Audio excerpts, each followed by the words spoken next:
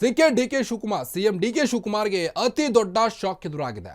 ಡಿಕೆಶಿ ಕನಸಿನ ಯೋಜನೆಗೆ ನೋ ಎಂದ ಹೈಕೋರ್ಟ್. ಬಿಡದಿ ಟೌನ್ಶಿಪ್ಗೆ ಬಿಲ್ಕುಲ್ ಒಪ್ತಾ ಇಲ್ಲ ಹೈಕೋರ್ಟ್. ಈಗ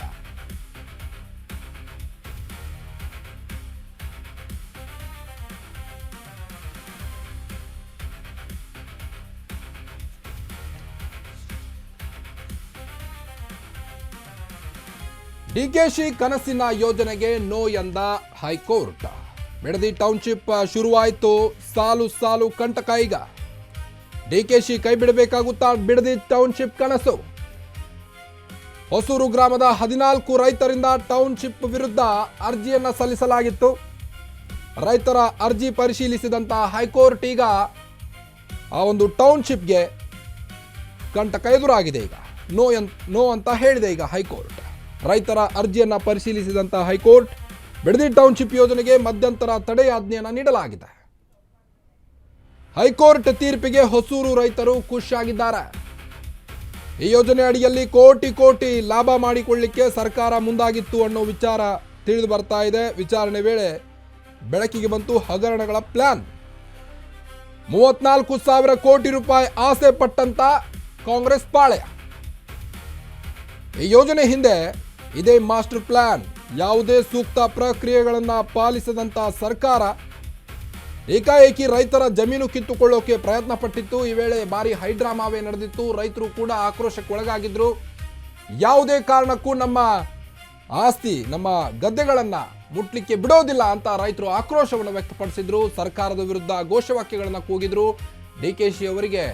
ಡಿಕೆಶಿ ಅವರ ಪ್ರತಿಕೃತಿಯನ್ನು ದಹಿಸಿ ಅಲ್ಲಿ ಭಾರಿ ತೀವ್ರಗತಿಯಲ್ಲಿ ಒಂದು ಪ್ರತಿಭಟನೆ ನಡೆದಿತ್ತು.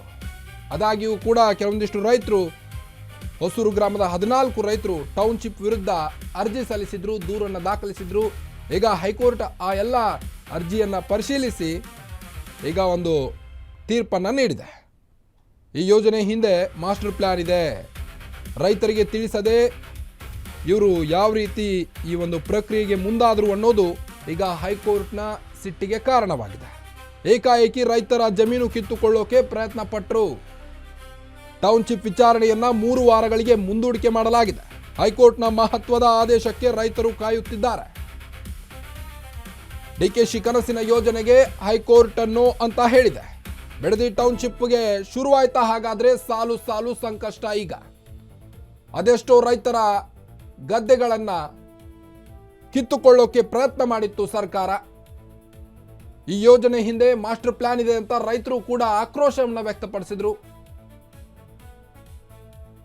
ಡಿಕೆಶಿ ಕೈ ಬಿಡಬೇಕಾಗುತ್ತಾ ಹಾಗಾದ್ರೆ ಈ ಟೌನ್ಶಿಪ್ ಅನ್ನೋ ವಿಚಾರ ಈಗ ಬೆಳಕಿಗೆ ಬರ್ತಾ ಇದೆ. ಹೊಸೂರು ಗ್ರಾಮದ 14 ರೈತರಿಂದ ಟೌನ್ಶಿಪ್ ವಿರುದ್ಧ ಅರ್ಜಿ ಸಲ್ಲಿಸಲಾಗಿತ್ತು ಹೈಕೋರ್ಟ್ಗೆ. ಈಗ ಹೈಕೋರ್ಟ್ನಲ್ಲಿ ಡಿಕೆಶಿ ಅವರಿಗೆ ಹಿನ್ನಡೆಯಾಗ್ತಾ ಇದೆ.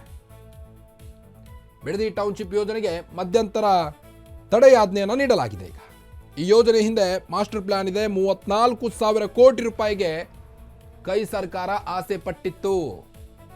ಮೊದಲೇ ಗ್ಯಾರಂಟಿ ಭಾಗ್ಯಗಳನ್ನು ನೀಡಿ ಖಾಲಿ ಬೊಕ್ಕಸ ಆಗಿದೆ ಈಗ ಸರ್ಕಾರದ ಖಜಾನೆ. ಇದರ ಮಧ್ಯೆ ಈಗ ಈ ರೀತಿಯಾದಂಥ ಪ್ಲಾನ್ಗಳನ್ನೆಲ್ಲ ಹಾಕಿಕೊಂಡು ಬಿಡದಿ ಟೌನ್ಶಿಪ್ ಅಂತ ರೈತರ ತಂಟೆಗೆ ಹೋದರೆ ರೈತರು ಬಿಡ್ತಾರ? ಸರಿಯಾದಂಥ ನ್ಯಾಯ ಸಿಕ್ಕಿದೆ ಈಗ ರೈತರಿಗೆ ಅನ್ನೋದು ಜನರು ಹೇಳ್ತಾ ಇರುವಂಥ ಮಾತು. 14 ರೈತರ ಪರ ವಕೀಲರಿಂದ ವಾದ ಮಂಡಿಸಲಾಯಿತು. ಬಿಡದಿ ಟೌನ್ಶಿಪ್ಗೆ ಈಗ ಕಂಟಕ ಶುರುವಾಗಿದೆ.